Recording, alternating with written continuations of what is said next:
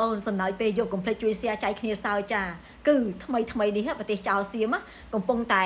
ឆ្ងល់បែកអាចឯងបងប្អូនចាឆ្ងល់ថាអញ្ចេះនេះកសែតខៅសរបស់ប្រទេសចៅសៀមនេះគេបានចេញផ្សាយក្នុងថ្ងៃតែមួយតែម្ដងគឺគេនិយាយពីរដ្ឋមន្ត្រីការបរទេសរបស់ប្រទេសចៅសៀមហ្នឹងអាស៊ីហាស័កហ្នឹងណាវាបានប្រាប់ទៅអ្នកកសែតហ្នឹងថាអញ្ចេះទោះបីមានការរិះគន់ក៏ដោយថៃនិងតៃវ៉ាន់គឺនៅតែរក្សាទំនាក់ទំនងយ៉ាងស្អិតរមួតបងប្អូនហើយកសែតខៅសតអ៊ីងគ្លីសនឹងដដែលបានថ្លែងការពីយុរដ្ឋមន្ត្រីសៀមចាមុខថាសហ្នឹងណាវាបាននិយាយថាចេះប្រទេសថៃឥឡូវនេះគឺរក្សាគោលជំហរតែមួយគត់គឺគ្រប់គ្រងចិន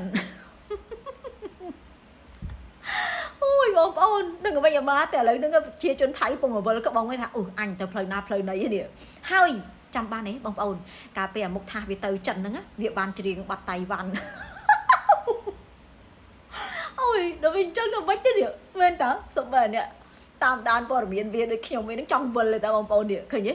នឹងអាណាមេអាណាកោយហើយមិនដឹងខាងណាខាងណីអីប្រកាសទេឥឡូវហ្នឹងតៃវ៉ាន់ហ្នឹងកំពុងបដៅខាងថៃហ្នឹងហើយរើសយកមួយណាឲ្យប្រកាសឥឡូវហ្នឹងបើអារដ្ឋមន្ត្រីការបរទេសហ្នឹងនិយាយផ្សេងទៅអាយុរដ្ឋមន្ត្រីហ្នឹងនិយាយផ្សេងទៅឥឡូវកំពុងវល់ខ្លាំងហើយបងប្អូនលក្ខណៈថា